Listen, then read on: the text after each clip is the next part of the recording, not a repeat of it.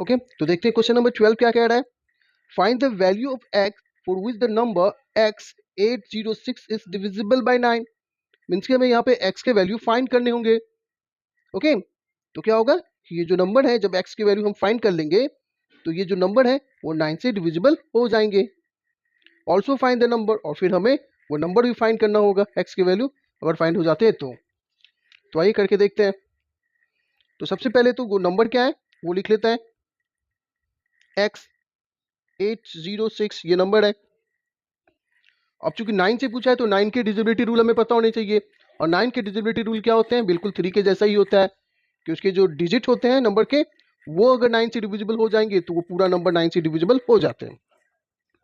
तो हम लिख लेंगे सम ऑफ इट्स डिजिट, यानी कि ये जो नंबर है उसके डिजिट के सम।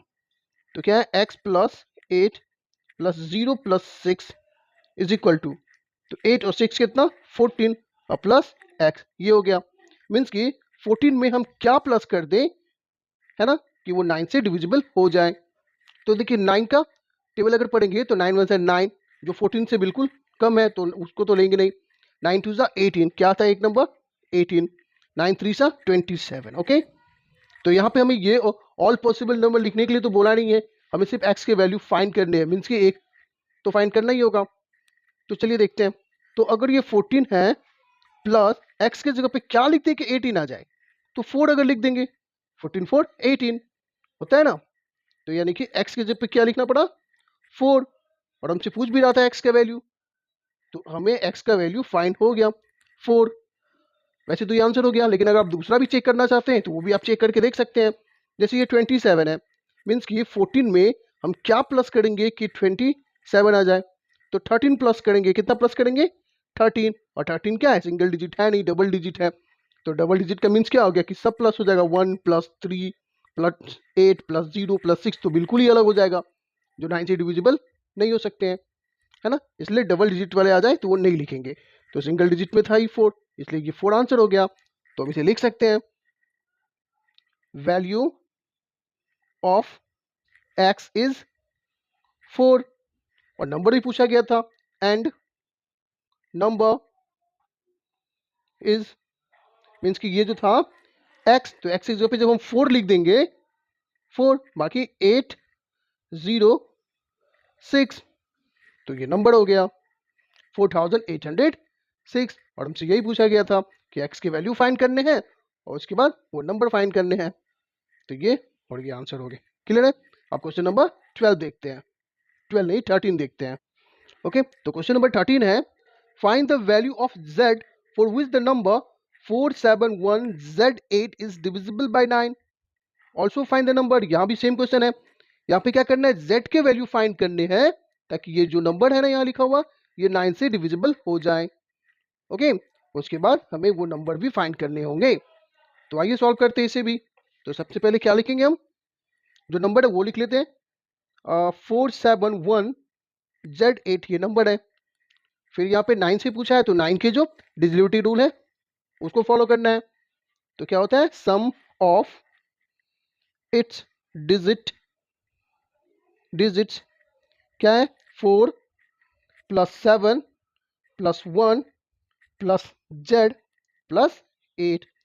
तो क्या हो जाएगा, 4 और 7 11 और 1 12 8 20 प्लस z। क्लियर ना। तो अब क्या है कि 9 से कौन कौन से नंबर डिविजिबल हो जाएंगे, 20 के बाद वाले। तो 9 3 सा 27 एक होता है, और 9 4 सा 36 होता है। क्लियर ना। तो यहाँ भी क्या है कि ऑल पॉसिबल नंबर तो लिखने नहीं है, तो एटलीस्ट कम से कम एक नंबर तो फाइंड करने होंगे। तो ये 27 है, मीन्स कि 20 में हम क्या प्लस कर देंगे, यानी कि z है ये, तो क्या प्लस कर देंगे कि ये 27 आ जाए, है ना। तो अगर हम यहाँ पे 7 प्लस कर देते हैं तो 27 हो जाएगा, और 27 क्या हो जाएगा 9 से डिविजिबल हो जाएंगे। क्लियर ना। तो इस तरह से 7 हमने फाइंड कर लिया, यानी कि z के जो वैल्यू थे वो क्या हो गए 7 हो गए। एक वैल्यू हमने फाइंड कर लिया, आंसर तो ये हो गया। लेकिन अगर आप दूसरा नंबर भी चेक करना चाहते हैं, दूसरे वैल्यू भी, तो उसको भी कर सकते हैं। जैसे क्या था 36 था, अब यहाँ पे 20 है, तो 20 में क्या प्लस करेंगे कि 36 आ जाएंगे, है ना। तो 16 प्लस करेंगे 20 में, 16 प्लस करेंगे तो क्या आ जाएंगे 36। तो 36 क्या है 9 से डिविजिबल है, बट ये नंबर क्या आ जाएंगे z के वैल्यू 16। और यहाँ पे क्या लिखना था, सिंगल डिजिट लिखना है, डबल डिजिट नहीं लिखना है, ओके ना, इसलिए 16 नहीं होगा। ओके, इसलिए आंसर जो हो गया ये 7 ही हो गया। तो लिख देंगे value of z is 7 and जो नंबर पूछा गया एंड नंबर इज, अब यहाँ पे क्या है 4 7 1 और z के जगह पे क्या 7 7 और ये 8 का 8, तो ये नंबर हो गया। आई बात समझ में, बहुत इजी है, बस स्टेप बाय स्टेप इसे आप फॉलो करते हैं और डिविजिबिलिटी रूल अगर आपको पता है तो ये क्वेश्चन इजीली बन जाएंगे आपसे। और बाकी के जो क्वेश्चन है 14 और 15 उसे भी सॉल्व करके देखते हैं।